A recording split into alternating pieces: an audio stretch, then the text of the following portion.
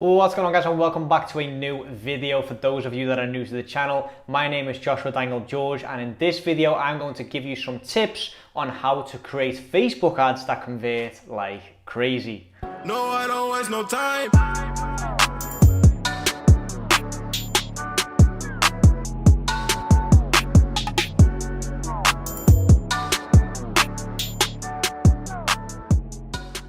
So guys, welcome back to the video, and as you can see, the layout is slightly different this time because I was actually in work mode. I've just finished a conversation with a client, or a meeting with a client I should say, and we were discussing different types of ad copy and ad variables that basically influence getting results or not. And while I was on the call, on the meeting, I thought, what, this is actually a great topic for a YouTube video. So at the end of the meeting, I basically put up my ring light, set up the camera, and I thought, what, let me just leave the layout as it is. Let me not just spend too much time on setting everything up, and just focus on the message which I'm wanting to give you guys, and that is, like I said, regarding Facebook ads. And one very important thing that I want to mention right off the bat, and what I mentioned to my client as well, is that the best ad is a good product. And what I mean by that is we can run the best ads in the world, the best performing ads with the best copy. We split test everything, we target the right audience, we use Facebook CBO, dynamic creative, etc. But if on the back end the advertisement is not leading to a good product, then it will still fail, it will not convert. So at the end of the day, it is very much based on the product that you're promoting. And we noticed the same with our clients and with clients that we've worked with in the past. We would set up basically our strategy. So for those of you that don't know, we focus a lot on e-com stores. We get a lot of good results for e-com stores and e-com clients. So that is sort of our main niche that we focus on. And we'll set up, our whole system and funnel where we drive traffic to the website, we retarget people that show interest, etc. We will set our sort of methodology, etc. We'll set that all up for our clients, and we'll get great results for our clients. But then we'll set it up for a different client with a different product. We'll set up the exact same funnel, the exact same methodology, the exact same strategy, and we won't get the same result. And that will then basically draw down to the fact that either their website just doesn't convert. We've noticed that, for example, we work with a lot of Shopify stores, which we get great results for. But then if we work with, for example, a WordPress store, or one of the clients that we actually turned away a few weeks back had a store that was completely built out of HTML, so it did not use Shopify or anything like that, and it just didn't convert. It didn't have the same loading speed as Shopify did. It didn't have the same like little features, etc., that Shopify does, and the catalog didn't seamlessly integrate with Facebook, etc. And stuff like that will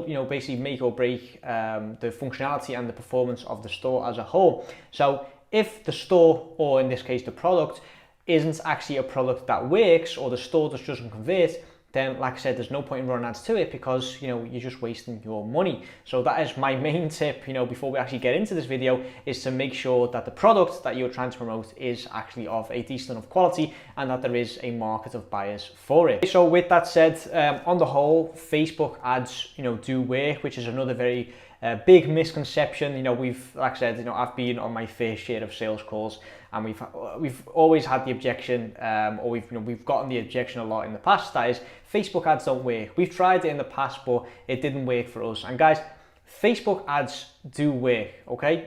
It's proven it works, but you just need to do it right. If you're boosting a post, or if you're setting up a campaign with the objective to get a certain amount of reach, then because you're not optimizing for conversion, then obviously you're not going to get the conversion, because that is not what you've told Facebook to do, okay? Which is also my second tip. Always optimize for what you want the campaign to do, and which more often than not will be to get sales or leads. For ecom, obviously sales. So then always optimize for conversions, and then always optimize for purchase if that is what you want. And yes, there are loads of questions about, okay, but what happens if we haven't got any pixel data for the purchase? Should I optimize for add to cart, etc.?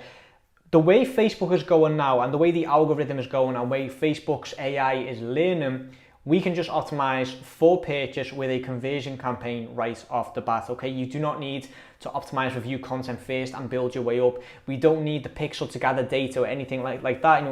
All that was basically the way it was 2 years ago, okay? The way it is now, so 2020, or Q4 2020, at the time of recording this, we can optimize for pages right off the bat. And then another thing I want to mention, I don't know what tip we're up to, is this tip number 3? I think it is. Tip number 3 is that people do not buy a product, they buy either an emotion, a transformation, or an experience, okay? And you just need to think, for example, the iPhone 12, which has recently come out. Are people really buying the iPhone 12 because they want to make phone calls? No, they want it for the emotion, the status that it brings of having the latest iPhone, or the transformation, the fact that with this new iPhone, they're able to access new features. They have the best camera. That I think at the moment it is the best camera for smartphones. If I'm not, leave a comment. If I'm mistaken, leave a comment down below. But like I said, the transformation, the emotion that is attached to it, or the experience of having the latest iPhone, for example, that is why people buy it. They do not buy it for the features and the product and the benefits. They buy it for the status. So, for example, if you want, for example, it's basically almost winter now, especially in the Netherlands, it is getting colder, and then you need to buy a winter coat. What do you do? Do you go for a regular Zara or an H&M coat, or do you buy a Moncler or a Canada Goose coat? Still, it basically does the same thing. It warms you up during the winter, but the status that you get from having that Canada Goose coat, from having that Moncler coat, is obviously much higher than if you're just walking around in a Zara jacket or a Zara coat. And more often than not, these are basically made in the same factory, in the same country, but one has a logo and one doesn't. So you need to basically take that into consideration when you're writing the copy for your ads as well, and when you're making the advertisements as well, because these things are very, very important. What emotion does the ad evoke? What emotion or transformation does the product or service give to the customers?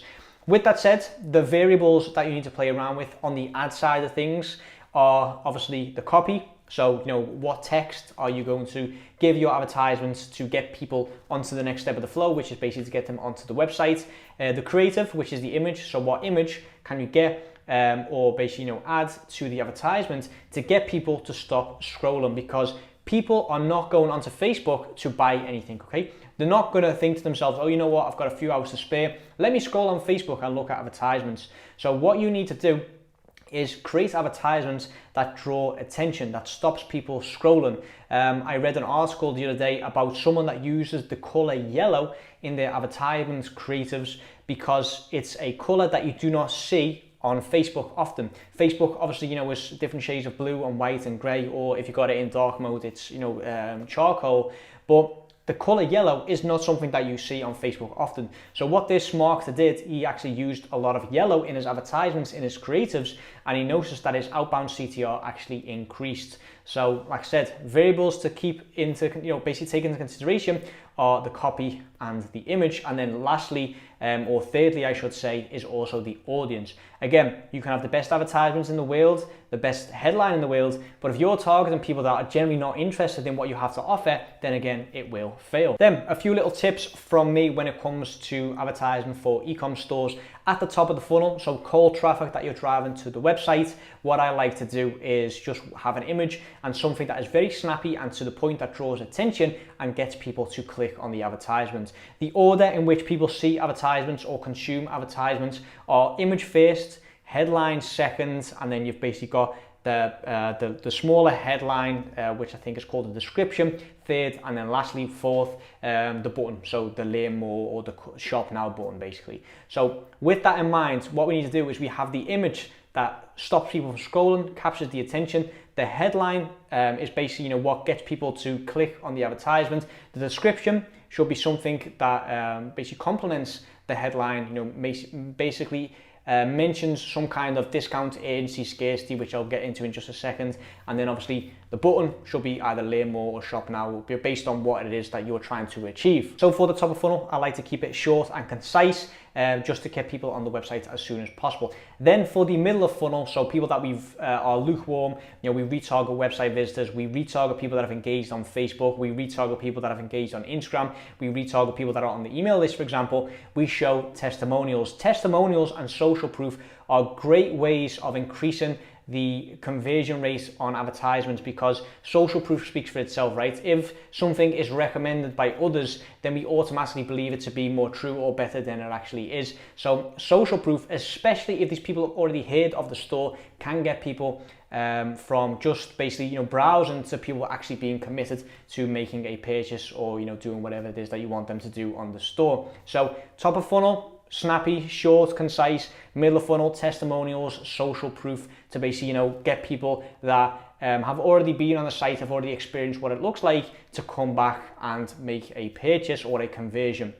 Then for the bottom of the funnel, which is basically people that we've retargeted, that have shown interest either by adding to cart, maybe already doing the initiate checkout process, we retarget one last time with scarcity and urgency. So we mentioned that there's only a few products left, that it's only while stocks last, a discount code for the first so many people, and then of course urgency is, like I said, make sure that you do this because this discount code is only valid for 24 hours or 72 hours. So make sure that people feel like, okay, this offer is not on the table forever. Urgency and scarcity. And then last but most certainly not least is the age-old question, should you add a link in the headline? So what you'll often see with e-com stores is that, yes, the destination URL of the advertisement will direct them to the website, but they will also add the link in the copy of the text as well. Should you do this, yes or no?